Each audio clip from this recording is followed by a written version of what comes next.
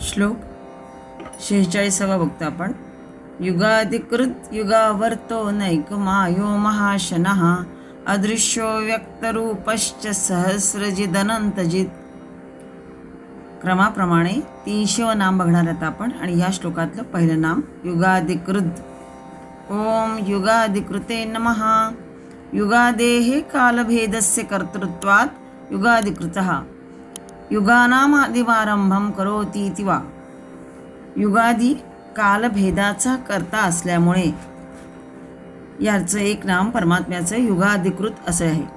किंवा युगाधिकांचा आरंभ करणारा म्हणूनही युगाधिकृत असं परमात्म्याला म्हटलेलं आहे. पुराणांमध्ये असं वर्णन आहे की ज्याने कालाची युगामध्ये विभागणी केली आहे तो. ही 4 युगे आहेत. कोणती? तर कृतयुग, त्रेतायुग, द्वापारयुग आणि कलियुग. या प्रकारे तो कालाचा स्वामी आहे. आदी शब्द यात आलेला आहे. युगादी असा आदी शब्द आलेला आहे. आदी या शब्दाने कालाची सर्व विभागणी शतके, वर्षे, महिने, आठवडे, दिवस, तास आणि मिनिटेही त्यामध्ये अंतर्भूत आहेत. तो या युगांचा कर्ता आहे. इतकेच नव्हे तर तो ज्या जाणीवेमध्ये प्रत्येक अनुभव त्याचा काल आणि 2 अनुभवांमधील कालाचं अंतर हे सर्व प्रकाशमान होते, प्रतीत होते, त्या जाणीवेचा सुद्धा हा प्रकाशक आहे. थोडक्यात काय की विष्णू सहस्रनामामध्ये भगवंताचे विश्वेश्वरत्व द्योतित करण्यासाठी वारंवार स्थल आणि काल यांचा तो स्वामी आहे अशा आशयाची नामे आली आहेत. याआधी पण पुढे येणार आहेत. त्यापैकीच एक युगाधिकृत आणि पुढचे येणार आहे युगावर्त. विश्वात 2च परिमाणे आपल्याला दिसतात. दिक आणि काल दिसून येतात. कुठलीही घटना कुठल्या तरी काली, कुठल्या तरी स्थली झालेली असते. जिला काल नाही, स्थल नाही अशी घटना संभवत नाही. आणि म्हणून ही 2 परिमाणे ह्या व्यक्त विश्वाची झाली. आणि ह्यांचा जो स्वामी तो अव्यक्ताक्षर विश्वेश्वर होय. तो स्वतंत्र आहे. त्याला दिक कालाचं बंधन नाही आणि म्हणून त्याला अनंत असं म्हणतात. देशतःही अनंत आहे हा आणि कालतःही सुद्धा अनंतच. सर्व दिशांचा, लोकांचा आणि सर्व कालांचा स्वामी तोच आहे. आणि त्यानेच युगादी म्हणजे युगारंभ केलेला आहे असे म्हणावायचे. कारण दुसरा कोणी करू शकत नाही. जो कोणी तो करेल तो अव्यक्त आणि अक्षरच असणार. आणि अव्यक्ते आणि अनेक मानण्यामध्ये काहीही मतलब नाही. म्हणून तोच एक परमात्माच सर्वेश्वर नटला म्हटला पाहिजे. आणि यातच तर कल्पना लाघव आहे. असं हे नाम. पुढचं नाम बघणार आहेत आपण. ते मध्ये थोडा ब्रेक घेऊन. विष्णू सहस्रनाममाला आपली विवेचन चालू आहे. त्यातले 300 नामं आपण आतापर्यंत पूर्ण केली. आता 301 हे नाव बघणार आहे. युगावर्तः. युगानि कृतादिन्यावर्तयति कालात्मनेति युगावर्तः. म्हणजे 4ही युगे चक्राप्रमाणे फिरवणारा किंवा कालरूपानी सत्ययुग आदी युगांचे आवर्तन तो करतो. म्हणून त्याचे एक नाम युगावर्त असं भाष्यामध्ये आदी शंकराचार्यांच्या भाष्यामध्ये लिहिलेलं आहे. मागच्या 300 नाम, मागचं जे आपण बघितलं 300 नाम ते युगाधिकृत म्हणजे सगळ्या युगांचा तो कर्ता आहे असं वर्णन आलं आहे. आणि यामध्ये सतत परिवर्तन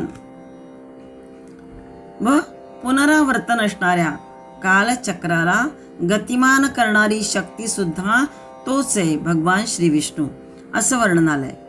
म्हणून युगावर्त. युगाधिकृत आणि युगावर्त ही जोड कल्पना आहे. जो युगाचा आरंभ करतो तोच त्याची समाप्तीही करतो. त्याचाच अर्थ असा की तो कालाचा स्वामी आहे. इतकंच नव्हे तर त्या कालामध्ये घडणाऱ्या घटनांचा शक्तिमान नियामक आणि त्या सतत वाहणाऱ्या कालप्रवाहाच्या मागचे तत्वसुद्धा भगवान श्री विष्णूच होय हे सांगायचं आहे. तो परमात्मा कालस्वरूप क्षण, लव, निमेषादी आणि युगमन्वंतर कल्पांतावधी कालांशाची कलना म्हणजेच गणनाही तोच करीत असतो. आवर्तनामागून आवर्तने करणाराही तोच भगवान श्री विष्णू होय. म्हणून युगावर्त.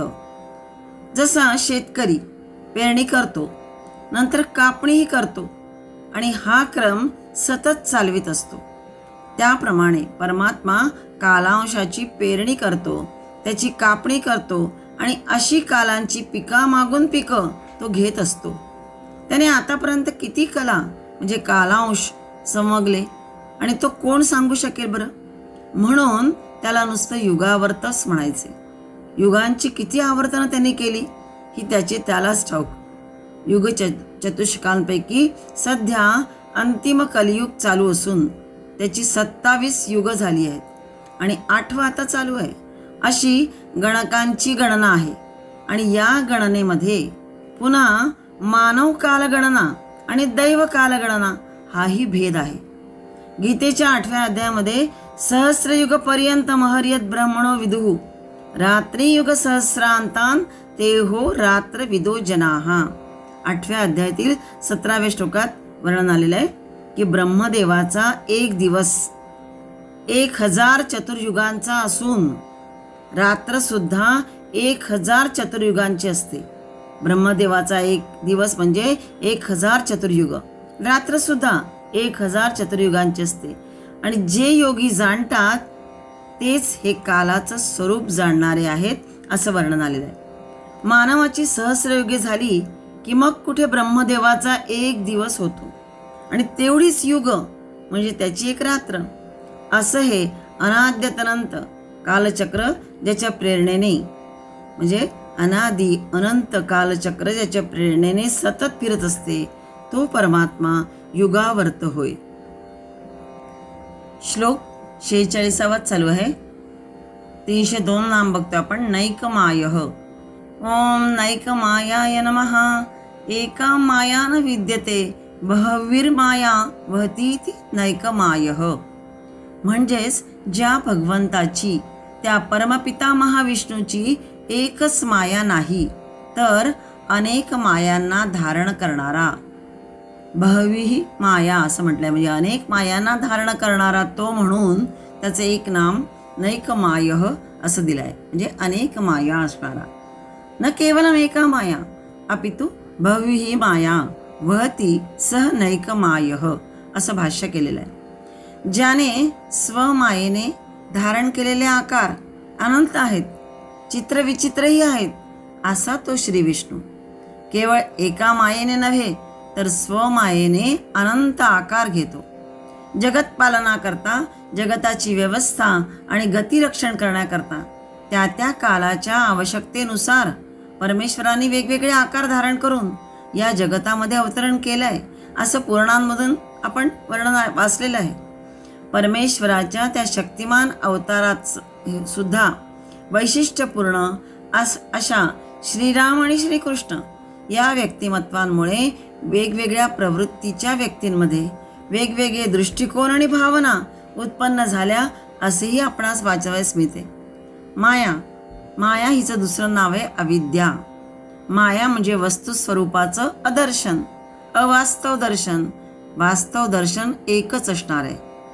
खरं तर अवास्तव दर्शन आणि वास्तव दर्शन एकच असणार आहे. जो मायातीत होण्यासाठी आपल्या वासनांवर स्वामित्व मिळवतो तोच त्या आत्मतत्वाची अनुभूती घेऊ शकतो. तो लीलया आपले व्यवहार करू शकतो, मायेच्या जुलमाला बळी पडत नाही. आणि जो स्वतःच्या कार्याकरता मायेच्या पाशामध्ये बद्ध न होता मायेचा उपयोग करून घेतो तोच या नैकमायः परमात्म्याला जाणू शकतो. कारण हा कसा आहे, मायावी आहे, सोंगे घेणार आहे. मायावी जसा अनेक सोंग घेतो तसा परमात्मा आपली माया दाखवित असतो. अनेक रूपाने तो प्रगटतो. पण त्याचा साक्षात्कार होण्यासाठी मायामय अंतरपाठ जो आपल्या डोळ्यावर चढलेला असतो अविद्येने तो दूर सारावा लागतो.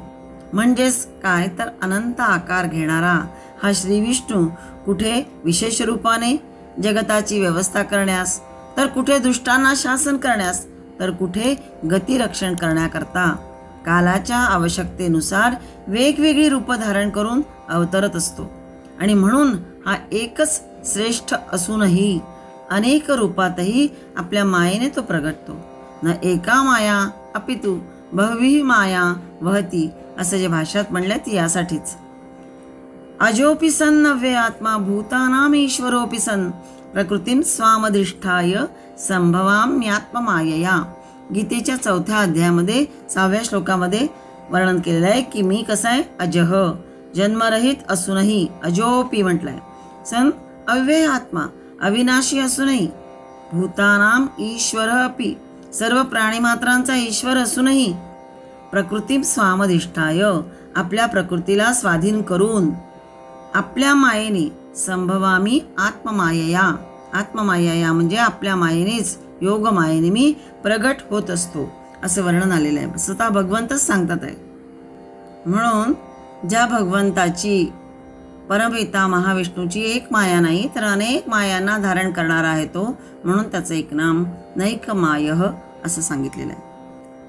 श्लोक 46 303 नाम बघतो आपण. महाशनः. ओम महाशनाय नमः.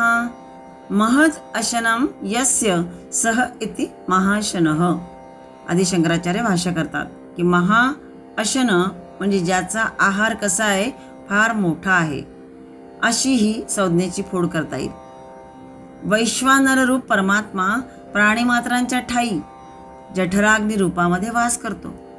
गीतेच्या 15व्या अध्यायात 14व्या श्लोकात स्वतः भगवंतच सांगतात की अहम वैश्वानरो भूत्वा प्राणिनां देहमाश्रितः प्राणापान समायुक्त पचाम्यन्यै चतुर्विधम. मीच सर्व प्राण्यांच्या शरीरात राहणारा प्राण आणि अपानाने संयुक्त वैश्वानर अग्निरूप होऊन 4 प्रकारचे अन्न सेवितो, पचवितो असं म्हटलंय. 4 प्रकारचे अन्न कोणते तर भक्ष्य, भोज्य, लेह्य आणि शोष्य असे 4 प्रकारचे अन्न असते, ते मी पचवतो. त्यालाच आपण जठराग्नी किंवा वैश्वानर असंही म्हणतो. तोच परमात्मा विश्वातील अन्न जात पचवीत आला आहे, पुढेही तोच पचविणार आहे आणि म्हणून त्याला महाशनः असं म्हटलंय. म्हणजे विश्वांतर्यामी वैश्वानर जो आहे तो कोण तर हाच परमपिता परमात्मा श्री महाविष्णू होय.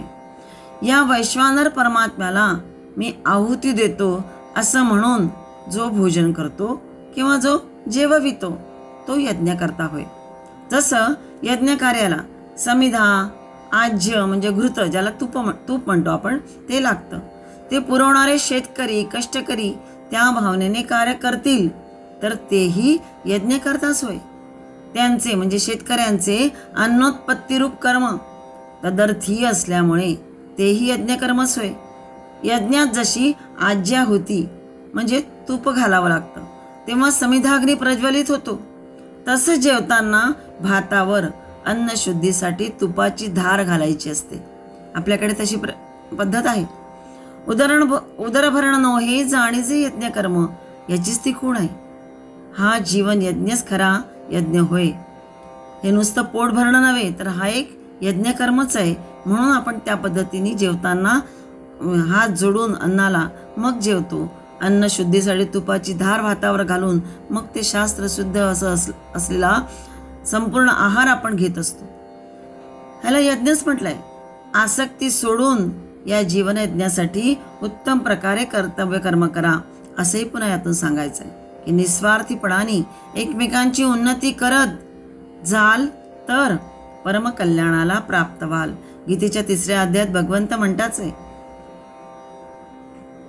व्यक्तीच्या वासनांमधून उत्पन्न होणाऱ्या प्रत्येक स्तरावरील विचार, भावना, संवेदना या सर्वांचा तो स्वीकार करतो, आहार करतो तो.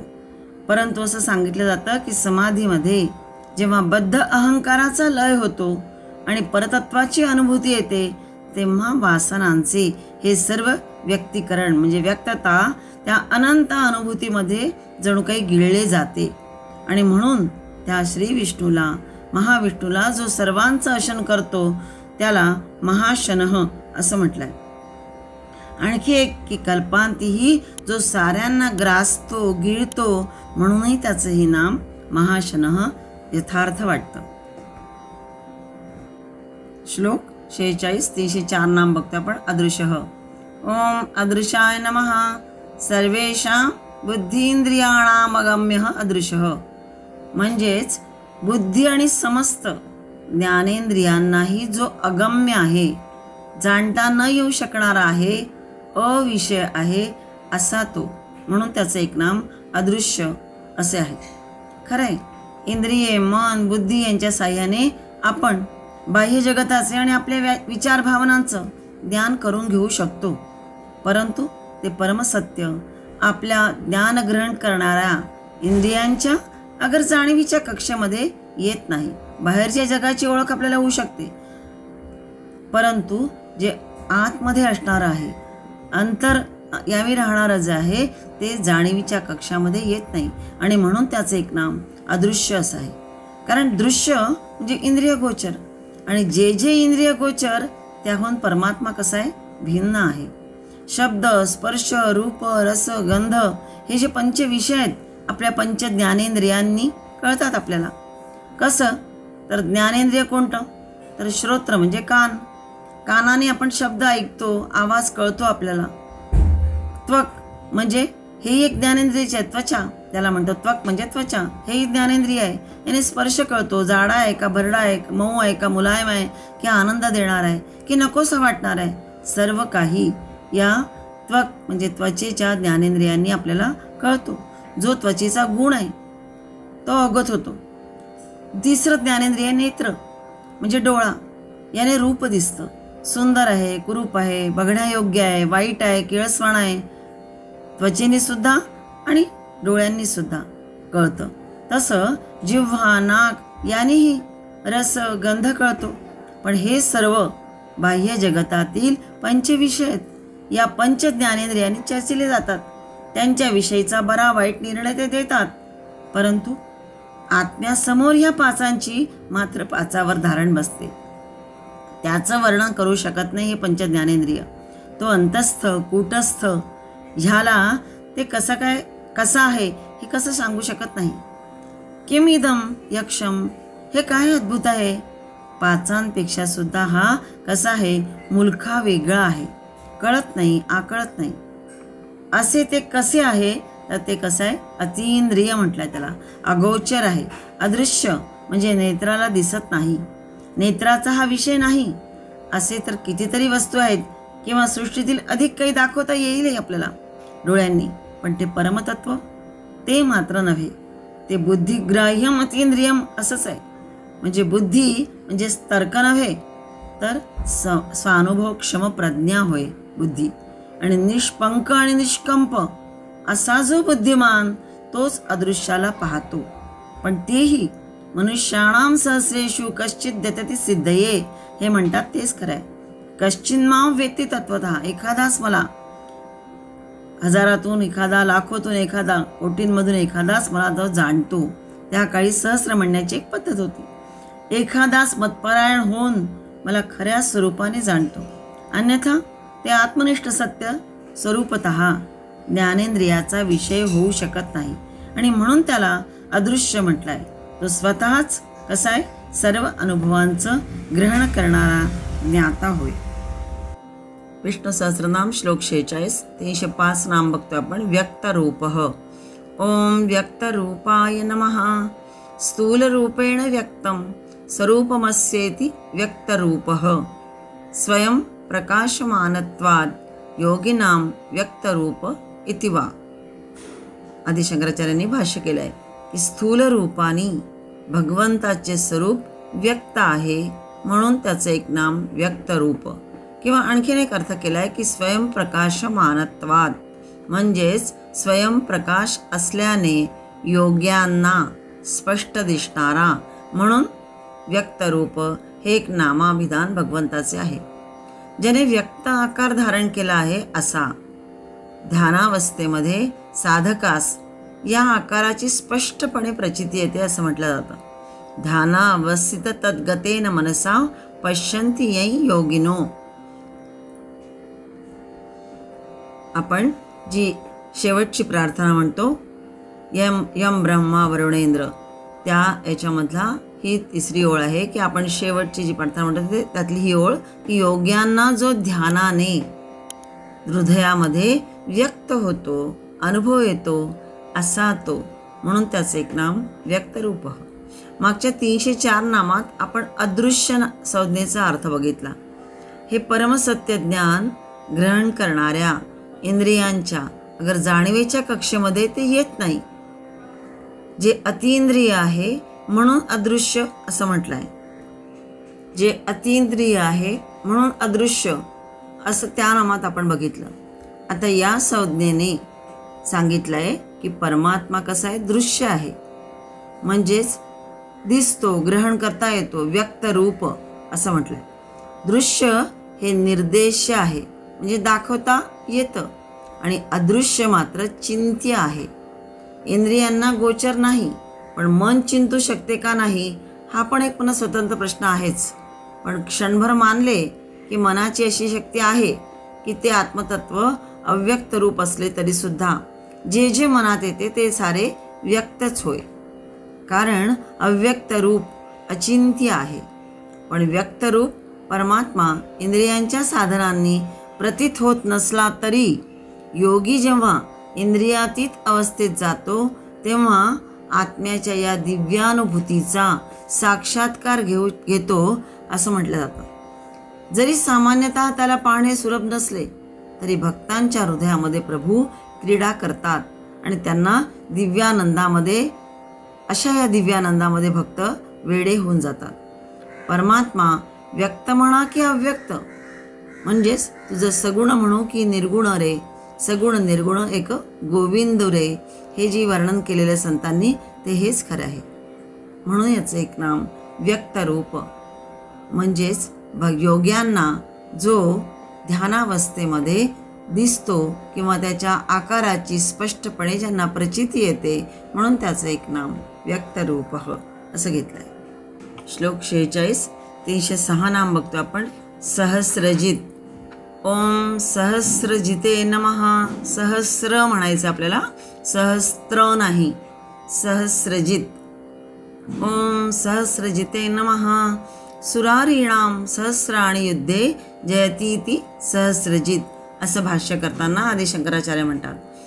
युद्धामध्ये सहस्र देव शत्रूंना जो जिंकतो, जो सहस्रावधींना जिंकतो आणि सत्प्रवृत्तींच्या साधूंचा नाश करणाऱ्या, अनेक उपायांनी अनेक योजना आखणाऱ्या सैतानी प्रवृत्तींचा नाश करण्यासाठी आहे, दुष्टांना शासन करण्यासाठी आहे, असा हा भगवान अवतार रूपाने व्यक्त दशेस येतो. पुराणामध्ये सर्वत्र वर्णन आढळतं ह्या प्रकारचं. जो अशा सैतानी प्रवृत्तींवर विजय मिळवतो तो कोण, तर तोच भगवान श्री विष्णू होय. आसक्ती, हाव, मत्सर, आधाशीपणा या दुर्गुणांची झुंड ज्यावेळी व्यक्तीच्या आंतरिक विश्वावर आक्रमण करते आणि साधकाची सर्व शांतता, समत्व नष्ट करते, तेव्हा त्या सर्वांचा नाश या श्रेष्ठ परमात्म्याकडून केला जातो. आणि म्हणूनच त्याचा उल्लेख मनुष्यांच्या सर्व नीच प्रवृत्तींवर नेहमीच विजय मिळवणारा असा केलेला आहे. आणि म्हणून सहस्रजित असा उल्लेख केला जातो. जीवाचं जीवन म्हणजे तरी काय, दोन प्रभावी शक्तींचा खेळ आहे. एक पुरुषाकार, म्हणजेच पुरुष प्रयत्न करायचा, पराक्रम करायचा, तर दुसरं दैव, नशीब आजमावायचं. या दोनच प्रभावी शक्तींचा खेळ जीवाच्या जीवनात असतो. यावरच जीवाचं जीवनमान बनलेलं आहे. जसं दिवस आणि रात्र मिळून दिनमान होतं, पण कधी दिवस मोठा तर कधी रात्र मोठी असा दिनमानात बदल होत राहतो. तसा जीवनातही पुरुषार्थ म्हणजे पुरुषाकार आणि दैव यांचा वाटा न्यूनाधिक होत राहतो, कधी कमी कधी जास्त. कोणाचा वाटा किती आणि किती महत्त्वाचा हे कोण सांगू शकेल. जशी नदी एकाच तीराची असू शकत नाही, ती दोन्ही तीरांमधून वाहते, तसं हे जीवन एका पुरुषाकारानेच वा दैवानेच बनत नाही. दोन्ही क्षेत्रात माणसाला कसोटी द्यावी लागते, दिली पाहिजे. त्याने आपला पुरुष प्रयत्न म्हणजे पुरुषाकार आजमावून पाहावा आपलं दैवही आजमावून पाहावं. पुरुषाकार आजमावण्याच्या क्षेत्राला युद्ध म्हणतात. म्हणजे जिथे पराक्रम केला जातो, काहीतरी पुरुषार्थ करायचा असतो, म्हणजेच पुरुषाकार आजमावण्याच्या क्षेत्राला युद्ध म्हणतात. आणि दैव आजमावणे म्हणजे काय, तर द्यूत म्हणजे जुगार. या दोन्ही क्षेत्रामध्ये फक्कडपणे जो खेळतो तो खरा जीवन जौहरी ज्याला म्हणता येईल. इथे जुगार या अर्थाने प्रत्यक्ष जुगार खेळणे हाही अर्थ नव्हे. कुठल्याही गोष्टीसाठी फक्त ते नशीब आजमावून पाहणं करायचं की नाही, पण टाकायची उडी त्या ठिकाणी. मिळाला संधी किंवा मिळालं यश तर फारच छान, याही अर्थाने आपण आता सध्या व्यवहारात घेऊ शकतो. आताचा जुगार किंवा आताचं द्यूत हे वेगळ्या प्रकारचं आहे, पण पूर्वी द्यूत खेळणे हाही एक म्हणजे नशीब आजमावणे हाही प्रकार पूर्वी होता. त्या पद्धतीने दैव अटळ आहे तर त्याला का टाळा, त्याला का भ्यायचे. म्हणजेच पुरुषार्थ पराक्रम गाजवण्यामध्ये प्रयत्न करून सफल होणे किंवा दैवाला न घाबरता आलेल्या नशिबाशी दोन हात करीत हार आणि जीत सम करून जो उतरतो तो खरा वीरपुरुष होय. हा असा पुरुष कोण, सहस्रजितच होय. ही सगळी जीवनात खेळणाऱ्या पुरुषरूप परमात्म्याचीच नावे आहेत. असे पुरुष भरपूर होऊन गेले आहेत. अशा विभूती जीवनामध्ये भरपूर होऊन गेले आहेत की जणू त्या परमात्म्याचीच रूप होत. परमात्मा मात्र कसा आहे, सर्वजित आणि शांतजितही होय. सर्वजित तर आहेच, पण शांतजित आहे. कधीही हार त्याला माहिती नाही. परमात्मा सहस्रजित म्हणजेच मितामित सर्वजित होय. आणि सहस्र शब्द लाक्षणिक अर्थाने तिथे वापरलाय, हेच खरे. असा हा सहस्रजित या नामाने प्रसिद्ध आहे. म्हणजे युद्धात सहस्र देवशत्रूंनाही जे जिंकतात, जो सहस्रावधींना जिंकतो आणि साधूंचं रक्षण करतो, दुष्ट प्रवृत्तींचा नाश करतो आणि अवतार रूपाने व्यक्तदशेस येतो, असा हा सहस्रजित असंही एक नाम याचं आहे. श्लोक 46 307 नाम बघतो आपण. अनंतजित. ओम अनंतजिते नमः. सर्वत्र चिंत्य शक्तितया जयती इति अनंतजित असं उल्लेख भाष्यात केलेला आहे. ज्याची अनंत शक्ती असल्याने युद्ध आणि क्रीडा आदीमध्ये सर्वत्र समस्त भूतांना जो जिंकतो तो अनंतजित, म्हणजेच निरंतर विजयी होणारा तो परमात्मा. प्रत्येक अवतारामध्ये परमेश्वरच दुष्टांना वधून नित्य विजयी आहे. नकारात्मक नीच प्रवृत्तीवर तेव्हाच कायमचा विजय मिळवला जातो जेव्हा त्या उच्चतम परतत्वाची अनुभूती येते, आणि म्हणून त्याला अनंतजित असं म्हटलंय. धर्मराजाला अनंतजित म्हटलं जातं, बाकीचे सारे शांतजित. म्हणून धर्मराजाच्या शंखाचंही नाव अनंतजित असं आहे. आपण पहिल्या अध्यायात बघितलं, संजय धृतराष्ट्राला युद्धाचं वर्णन सांगत असताना युद्धाच्या सुरू होण्याच्या वेळेस कोणी कोणी शंख वाजवला आणि त्या सगळ्या शंखांची नावं पण दिली आहेत. सर्वप्रथम भीष्माचार्यांनी ती वाजवलाच दुर्योधनाचा हर्ष किंवा दुर्योधनाचं बळ द्विगुणित करण्यासाठी, उत्साह द्विगुणित करण्यासाठी. आणि मग बाकीही जसे सगळे माधव आणि अर्जुन हे आल्यानंतर त्यांनी त्यांचा कुठला कुठला शंख वाजवला त्याचाही उल्लेख त्या ठिकाणी आलेला आहे. म्हणजे पांचजन्य भगवंताचा आहे आणि देवदत्त अर्जुनाचा शंख होता. भीमाचा पौंड्र नावाचा होता शंख. आणि 16व्या श्लोकात पहिल्या अध्यायातील अनंत विजयम राजा कुंती पुत्रो युधिष्ठिरा, कुंती पुत्र युधिष्ठिराने कोणता शंख वाजवला तर अनंत विजय या नावाचा. कारण सदैव युद्धामध्ये विजयी होणारा आणि युद्धामध्ये स्थिर राहणारा असा हा, म्हणून धर्मराजाच्या शंखाचं नावही अनंतजित आणि त्यालाही अनंतजित म्हटलं जातं. तोच महाभारताचा नायक होय धर्मराज. महाभारतात द्यूत आले आहे म्हणून महाभारत हे आर्यांच्या अवनतीचे, अपकर्षाचे, ऱ्हासाचं चित्र आहे असं समजणारे ऐतिहासिकवेत्ते जे आहेत हे महाभारताचं रहस्य समजले नाही. कारण महाभारतामध्ये द्यूताचा उल्लेख आला आहे आणि त्यामुळेच त्यांची अवनती झाली, अपकर्ष झाला, त्यांचा ऱ्हास झाला पांडवांचा, असं वर्णन जेव्हा येतं तेव्हा हे लोक वेगळ्या अर्थाने बघतात. महाभारताचं रहस्य समजलं जात नाही. मनुष्याचं जीवन हे दैव आणि पुरुषाकार या दोन आडव्या उभ्या धाग्यांनी विणलेले आहे. ते दोन्ही एकमेकांवर कडी करीत मनुष्याच्या जीवनाचा पट विणीत असतात. मनुष्य प्रयत्न करीत असतो, पण त्याचं फळ दैवाधीन असतं. ते कधी अनुकूल असतं, कधी प्रतिकूल असतं. कधी यश येईल, कधी अपयश येईल. अशा अनित्य आणि अनिश्चित म्हणजेच अध्रुव तत्वाच्या हाती आपले मोलाचं जीवन कसे जीवन देता येईल, याला काहीतरी मार्गदर्शक ध्रुवतत्व हवे, हे महाभारतात दाखवून देत आहे. ध्रुवतत्व म्हणजे कोणतं? तर धर्म होय. ते सूत्र धरून जो ठेवतो तो सुताने स्वर्ग गाठतो. जीवनाच्या युद्धात वा द्यूतामध्ये मग हरो की जिंको हे दोन्ही समानच निरर्थक आहे. जीवनाचं तारक तत्व या दोहों वेगळं आहे, म्हणजेच सत्य. त्यालाच धर्म म्हणतात. धर्मराजाने द्यूतात आणि युद्धात त्याचा त्याग केला नाही आणि म्हणून तो स्वर्गात गेला. आणि म्हणून त्या परमेश्वराचे गुण त्याच्या समान वागण्याचा म्हणजे सत्य धर्माचा आश्रय घेऊन दोन्ही क्षेत्रात उतरणारा धर्मराजही अनंतजितच होय. परमात्मा श्री विष्णू तर निरंतर विजयी होणारे, म्हणून त्यांचं हे अनंतजित नाम तर त्यांना शोभून दिसणारं आहेच. परंतु धर्मराजाला सुद्धा अनंतजित म्हटलं आहे, जणू ती विभूतीच होय.